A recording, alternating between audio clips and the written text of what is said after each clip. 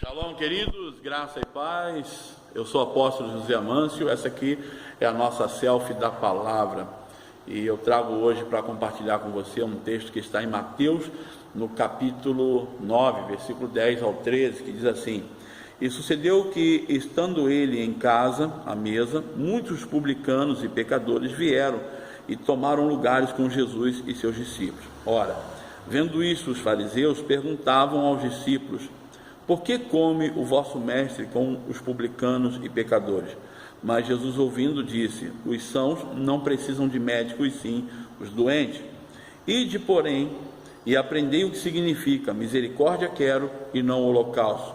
Pois não vim chamar justos, e sim pecadores ao arrependimento. O texto que nós acabamos de ler conta um dos momentos em que Jesus esteve com os pecadores. Outros textos bíblicos mostram a relação que Jesus tinha com essas pessoas, porque o pecado na vida dessas pessoas matou dentro delas alguma coisa que, de alguma maneira, o Evangelho e a palavra que Jesus ministrava ressuscitava. A esperança, a fé. E onde Jesus estava, esses homens, eles buscavam estar, porque de alguma maneira essa palavra os atraía. O Evangelho de Jesus tinha essa característica, e deveria ter até os dias de hoje, a característica de atrair o pecador, do pecador ouvir e se sentir atraído, saciado, porque o pecado ele causa uma sensação de sede, de fome, que se torna insaciável, e na busca pelo saciamento, a pessoa ou ela se afunda mais no pecado, ou ela tem oportunidade, quando ela tem oportunidade de se deparar com a palavra de Deus, com o Evangelho pregado, ela então percebe que o caminho dela está ali. É através da pregação do Evangelho ao pecador que o pecador descobre qual a direção ele tem que seguir e onde está o caminho dele. Eu, há algum tempo atrás, fui ministrar numa igreja de um pastor, amigo nosso, que me convidou para fazer ali uma série de conferência, e foram 4 semanas, né? Foram 4 cultos, 4 semanas, um culto por cada semana numa igreja. E aí, eu chegando lá para ministrar, no primeiro dia que eu fui ministrar, ele me trouxe, me apresentou uma jovem senhora que queria conversar comigo, porque ela estava muito necessitada, carente de uma oração, porque ela sentia um vazio muito grande. Ela veio à frente, eu orei por ela e tal, mas ela depois decidiu me contar a sua história. Depois de alguns dias, claro, ela veio a primeira noite, veio a segunda noite, na terceira noite em que eu estava ali, ainda haveria mais um culto, ela resolveu contar para mim a sua história. Ela disse: "Você lembra que eu estive aqui na primeira noite e eu falei com o pastor da igreja me chamou, o senhor orou por mim, eu falei que eu estava sentindo um vazio muito grande, porque eu precisava ter alguma mudança na minha vida." Eu disse para ela assim: "Sim, é verdade." E ela disse assim: "Pois é, só que eu não contei para o senhor o que eu estava passando, o que eu estava vivendo.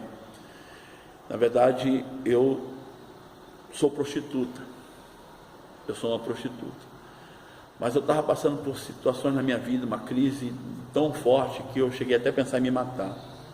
E um dia, sentindo um vazio tão grande, eu resolvi entrar nessa igreja, e foi justamente o dia que o senhor estava aqui.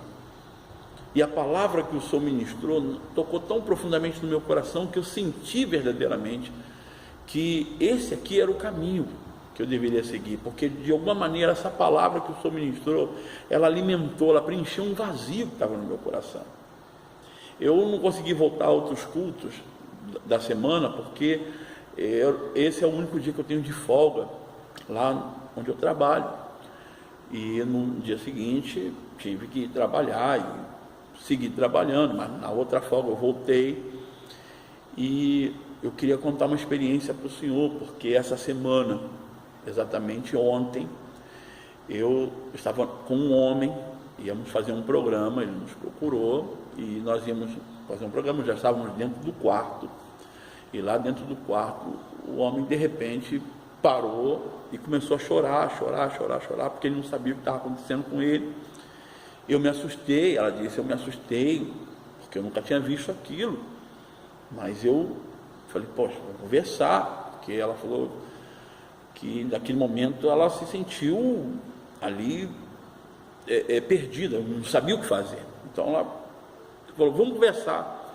E o camarada falou assim, eu não posso fazer isso. Eu sou um desviado, eu estou desviado da casa do Senhor, eu já fui pregador, eu já preguei o Evangelho, e eu estou no pecado, eu estou errado e tal, e pá, isso aqui não é o caminho, eu tenho tal, pá.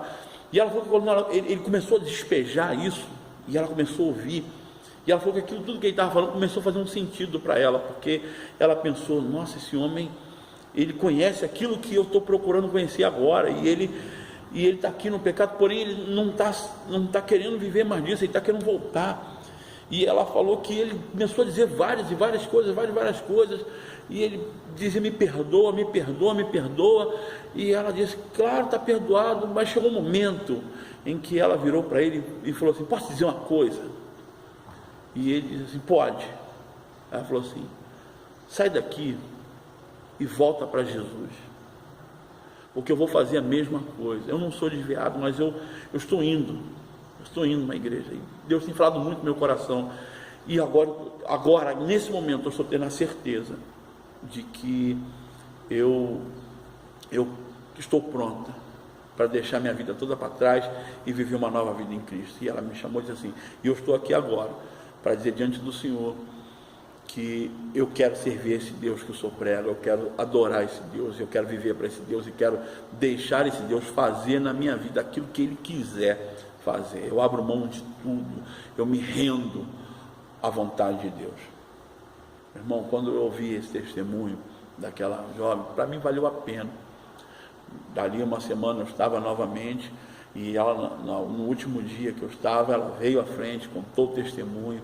Para mim foi algo extremamente gratificante, porque ela falou no testemunho dela que a palavra que ela ouviu e a maneira com que os irmãos ali daquela igreja a receberam, ela se sentiu amada, não se sentiu julgada, não se sentiu ridicularizada, ela se sentiu abraçada, e ela sentiu o amor de Deus entrando nas entranhas dela e fazendo dela uma nova criatura, dando a ela uma oportunidade de se tornar uma nova criatura. É claro que dali em diante iniciou-se um processo, mas começou um processo, e a Bíblia diz que aquele que começou a boa obra na sua vida, ele é fiel para cumprir. Essa palavra é muito boa, meu irmão. Eu gosto muito de falar sobre isso, mas tem algo que eu gostaria de completar nesse momento, chamando a sua atenção para como esse tipo de evangelho que a gente prega, ele causa reações tão dolorosas na vida de religiosos. Porque na vida do pecador, nós temos uma entrada muito especial, porque a gente consegue fazer com que pecadores, adúlteros, mentirosos, ladrões, assassinos, malfeitores, gente que extorque pessoas, a gente consegue atrair, porque na essência todos são iguais, pela necessidade, pela fome, pela sede, pelo vazio que bate no coração. Seja uma mãe de família querendo alcançar a razão da sua vida, seja um assassino querendo reencontrar sua essência, ambos são unidos pelo Evangelho, pela palavra de Deus, que restaura aquilo que foi quebrado, restaura aquilo que foi partido. Mas essa palavra para os religiosos, nossa, isso para eles é terrível, querido. E muitas das vezes, como fizeram com Jesus, fazem conosco também, e tentam cauterizar a mente das pessoas para que as pessoas pensem igual, pensem que a igreja não é lugar para o pecador. Às vezes você é induzido a pensar como os religiosos. É claro que a gente hoje, quando vai procurar uma igreja para cultuar, para se reunir, para adorar a Deus, a gente vai procurar um lugar, um ambiente onde a gente se sinta bem e tudo mais. Mas a gente tem que ter cuidado para não cair e exceder num limite de intolerância, porque nessa busca de um lugar para congregar onde eu me sinta bem, às vezes a gente vai parar num lugar onde o Evangelho de Deus está alcançando tantos pecadores, que eles vão sendo atraídos para o reino de Deus, e você, quando entra ali naquele ambiente, você olha assim, vê, e olha ali quem está sentado ali, meu Deus, mas aquela não é aquela, e ali na frente ali não é aquele, ué, mas aqui, e de repente você está ali no culto, aleluia, glória a Deus, e daqui a pouco você está do teu lado, quando você olha, meu Deus, quem está aqui do meu lado, olha, e aí cutuca, né, de repente, olha quem está aqui do lado, meu Deus, e aí sai desse, eu não vou nem mais naquela igreja não. Você às vezes está ali, você vê um grupo de pessoas saindo da igreja, e você olha, quem está saindo, meu Deus, olha quem está saindo ali. Não, essa igreja, não, é muito esquisita essa igreja tem todo tipo de gente ali dentro, não serve para mim. E isso é o que os religiosos, fariseus, hipócritas diziam a respeito de Jesus. E sabe qual é a palavra que eu tenho para você? É a mesma que Jesus deu para eles, quando a partir do versículo 12 diz assim: mas Jesus, ouvindo, disse: os sãos não precisam de médico, e sim os doentes. Mas o versículo 13, ele traz uma palavra ainda muito mais poderosa, diz assim: ide, porém, e aprendei o que significa misericórdia quero, sacrifício não. Olha só, misericórdia quero e não holocausto. Meu irmão, tem gente hoje que está disposta a dar os maiores sacrifícios, as maiores ofertas, o máximo do máximo, está disposto, mas aquilo que realmente Deus quer, que é misericórdia, ele não está pronto para oferecer, ele não está pronto para dar. Tem uma palavra, num outro momento em que Jesus recebe um homem coxo, e Jesus vai curar esse homem, mas antes de curar, Jesus diz assim para ele assim: os teus pecados te são perdoados. Os religiosos acharam aquilo um absurdo, chamaram Jesus até de blasfemo, porque ele estava liberando o perdão.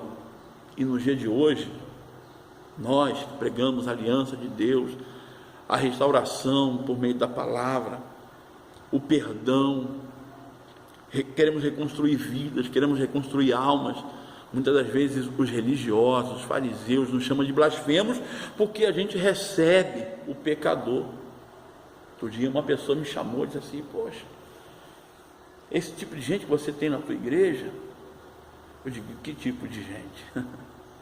Esse tipo de gente que você tem dentro da tua igreja, pecador, você sabe quem é essa pessoa, sabe o que essa pessoa fez, sabe o que essa pessoa falou, sabe o que essa pessoa está aprontando aí fora? Eu falei: não sei, não faço nenhuma ideia. Eu sei o que Deus está aprontando dentro dela. Eu sei que essa pessoa, de alguma maneira, ela está sendo atraída pela palavra de Deus, e vai chegar uma hora que essa palavra vai confrontar tanto que vai mudar alguma coisa, e eu não preciso saber como essa pessoa era. O que eu preciso saber é o que eu já sei, que se ela entregar a vida dela para Jesus, se ela continuar entregando o coraçãozinho dela e o ouvido dela para ouvir o que Deus está falando com ela, logo, logo, ela vai ser uma nova criatura em Cristo Jesus. Mas os fariseus não vão gostar. Então, se você ouvir falar de uma igreja que as pessoas, não, ali entra todo tipo de gente, ali eles aceitam qualquer um. Se você escutar isso, essa é a igreja que você tem que procurar, essa é a igreja que você precisa ir, porque é lá que está a misericórdia que Deus está buscando. Eu sei que seria muito bom para você se deparar com um ambiente onde você, me identifico com todo mundo que está aqui dentro. Meu irmão, cuidado, se você estiver se identificando com hipócritas, Jesus tem uma palavra para você, e essa palavra, querido, também pode mudar a sua vida. Shalom, queridos, Deus abençoe, graça e paz.